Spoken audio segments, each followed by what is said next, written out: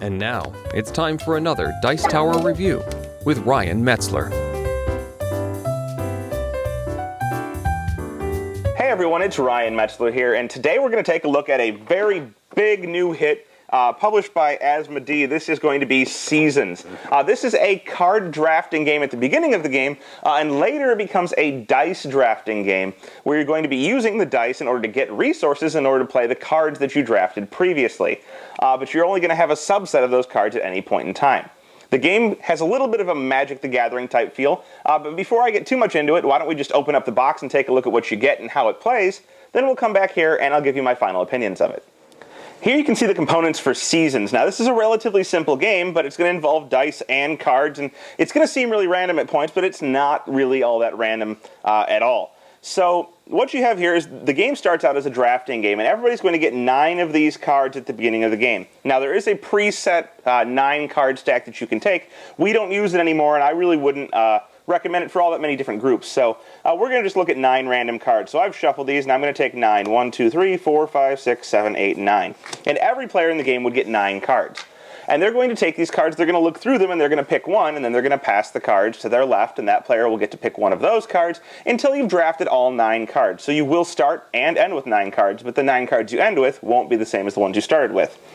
These cards come in 2 different types. There are these purple ones here that are called magical items, and there's these orange ones that are called familiars. And some cards will reference magical items, some will reference familiars, some won't reference either. But on the top left of a card, you can see the number of victory points it'll be worth at the end of the game. This one's worth 4, but they range. This one right here is worth 30, but this one is worth 8, and some are going to be worth 0. In addition, at the bottom, you can see the cost to play the card. You'll see it has some printed elements on it. This one here has a water and a fire, but this one here has a printed cost of 20 victory points. You have to have 20 crystals, which are victory points in the game, in order to play it. This one, it depends on the number of players. The crystals go up with more players. And this one is 2 water and a earth. So all of the cards have a cost to play them, and then beneath that they're all going to have an ability, and the abilities will vary widely. So this one here says if you have 4 or more energy tokens in your reserve at the end of your round, you gain 3 crystals, which is 3 victory points. So you want to have more of these elements that you'll collect throughout the game. The next one, that costs you 20 crystals, has no benefit except for that it's worth 30 points at the end of the game. So you spend 20 to make 30. Or the next one here says, in order to summon a power card, your opponent must first pay you 1 crystal, which is a victory point. So these are power cards. In order to put one into play, your opponent will have to pay you a crystal every time.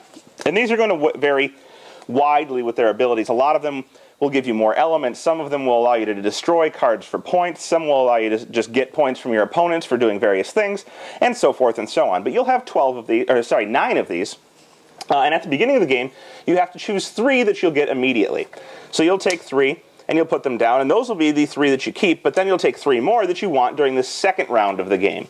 And you'll put those down, and you'll put the 2 marker on top of those, and you'll take the other 3 that you have left, and you'll put them down, and those will be the cards you get in the 3rd year of the game.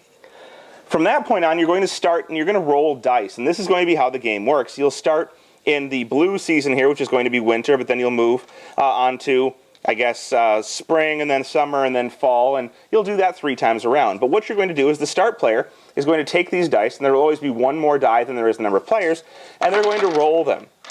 And these dice have symbols on them that are going to correspond to elements and various other things. You'll see that we have a die here that has 2 water symbols on it. After you've rolled, you're going to choose a die in player order to use. So if I chose this one, I would get 2 waters, and I would take these 2 waters and I would place them on my little player sheet here. Alright, so I've got 2 waters, and then it also has a star on it. The star means that I get to increase my summoning gauge on my player sheet. You may only play as many of your cards as you have summoning power. So right now, if I have 1 summoning power, I can have 1 card played to the table, which will give me a new ability. As you go, you're going to want to get more of these because you're going to want to play all of your cards. Cards in hand are worth negative points at the end of the game. So this would give me 2 water elements, and then I could look at my cards and see if any of them cost water elements. This one cost 1 water element, so I could play it. And I would get rid of my water, and I would play this to the table. I lose 10 points at the end of the game. But it also says I gain 2 energy tokens and 10 crystals. And then I can increase my summoning gauge by 1. If the cursed treasure of whatever this card is called is sacrificed, discard all of the energy tokens in your reserve. So you lose 10 points, but you gain 10 crystals, so really it has a net of 0. and you get some extra tokens, but if you get rid of this card, you lose everything. So you could play this to the table. It'll give you a temporary benefit, and you can move on. Each other player will also get to choose a die, and maybe they chose this one. This would allow them to draw another card into their hand, which is good if you want to play more cards to the table, but bad because if you have extra cards at the end of the turn, or at the end of the game, sorry, it's going to be negative 5 points per card. You're also going to have ones look like this. This one has a feather on it. It would get you one of these feather elements, a star, which would increase you on your summoning gauge, and then it has this circle around it, which is called a transmute. What this does is it allows you to trade elements you have for victory points or crystals. And you can see here that in winter, water and feathers, or water and air, are going to be worth 1 crystal for trading them in. Fire is worth 2, and earth is worth 3. So the more rare the element in that era, the more victory points you can trade it in for if you have a transmute symbol. Once everyone has chosen a die, you're going to go through and activate all of the abilities, and turn by turn you're going to be able to play cards and activate those cards. Now, a lot of cards are once per turn. Some are immediately when you play them, like this one. See the symbol in the bottom left is when you play this card. But other cards are, all the time. Looks like that. Little arrow. Or some of them are activated, which have a gear in the bottom left-hand corner. You can do something to activate them, and you can use them once per turn.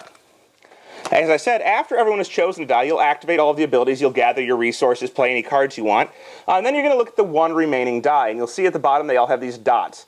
1, 2, 3 dots on this one, but other sides will only have 1, and some will have 2, like that one. You'll look at the one die that's remaining, and let's say it has 2 dots on it. We would advance this 2 spaces, and it's still winter. So the next player, who will be now the first player, will roll all of the dice again, and we'll repeat that. At some point, this season is going to change. When one of these dice is left over and it has, let's say, 2 dots the next time, we would advance it twice, and it would become spring, and we would now roll the spring dice instead of the winter dice. And the spring dice are going to have more earth elements. You'll see that. They're going to have a lot less fire elements, so fire will now be worth more for transmuting. And again, you'll keep advancing that, and you'll eventually get to the yellow dice, then the red dice, and you'll get back to blue, and that's when the year is going to change. Yellow dice have more fire and less air, and red dice have less water and more fire. And so once you get all the way around, the year will end, and you'll be able to pick up your next set of cards. So at the beginning, you're only going to have 3 cards to play, but eventually you'll get here and you'll have more cards to play. And you'll probably want to arrange these in a way where the cards will get better and better for you as the game goes on and on. So you'll want cards that are easy to play at the beginning and provide you a lot of elements at the start, whereas maybe in the middle you're going to want things that take points from other players or give you copies of elements. You can fill up your elements fast and then spend them to get power cards into play. And at the end, you're probably going to want things that get you a lot of points or take points away from your opponents. So you'll get your next 3 cards, and you'll continue on in the same manner, moving forward with now the blue dice again, then green, then yellow, then red, and then a new year where you'll get your 3rd cards, and so forth and so on. Now, you'll keep track of all these crystals over on this track, and you'll move up whenever you earn crystals, and you'll move down whenever they're taken from you. When you get all the way to 100, you can use the markers to show that you're over 100, and whoever has the most points at the end of the game is going to win. Now, there's a couple of extra things you need to know. 1, at the base, you can really only hold 7 elements. So if you go over 7, you have to get rid of some. And it's careful management of this that's going to be beneficial for you. 2, on your turn, there are some special abilities you can use at the cost of points at the end of the game. So you'll see that there are 4 abilities printed on here, and you can use them up to 3 times, which is why there are 3 circles here. But you can only use 3 abilities. They can be repeated of the same ability, or you can use 3 different abilities. It doesn't matter. But one of them allows you to change one type of element into another type of element. One of them allows you to transmute on your turn for an extra victory point per transmute. One of them will increase your gauge by 1 if you're really desperate to get your gauge increased because you can't seem to roll stars or get stars. And another one will allow you to draw 2 cards instead of 1 and keep one of those cards whenever you get to draw a card. So when you take each one of these, the first one will lose you 5 points at the end of the game, the second will be 12 total, and the third will be minus 20. So you want to make sure that when you're using these abilities, they're really worth it. As I said, at the end of 3 years, kept by this counter track here, which will be on the 3rd year, at the end of that last year, whoever has the most victory points on their cards that are out in front of them through collecting crystals will be the winner of the game, and that person will have won Seasons. All right, there you have it. That is Seasons. Well, how do I say this? It's a game that's going to lend itself to multiple plays. Like any drafting game, knowing the cards, knowing what's useful is going to be beneficial to players who have played before. And so if you have an uneven distribution of plays between your players, the people who've played more are pretty much going to win unless other players have some type of experience with the drafting game. The drafting is definitely the best way to go. It has an option where you can play with a preset set of cards. I don't really suggest it unless it's for your learning game, and even then, I think if you've drafted before, I'd jump right into the drafting variant. It's a lot more interesting.